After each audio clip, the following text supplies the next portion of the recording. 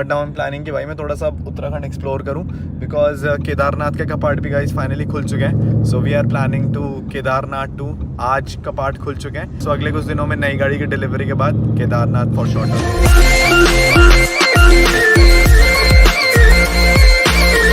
सो हम लोग जी रात के बज रहे हैं गाइस 12 और फाइनली ये गेट देखकर आप पहचान चुके हैं कि हम लोग घर पहुंच चुके हैं। बट गाइस घर पहुंच करके रात के 12 बजे भाई मुझे लगा नहीं था गाइस कि बड़े बड़े लोग हमारे घर आ रखे होंगे। भाई तो ठीक है ना। हाँ गाइस ये ना इसे डिप्रेशन और एंजाइटी हो गई थी। आखिरी दिन मेरे को तब मिला था जब इसने ना थार में ना दिखा ना ऐसे हाथ पकड़ लिया और रोने लग गया। ऐसे हाथ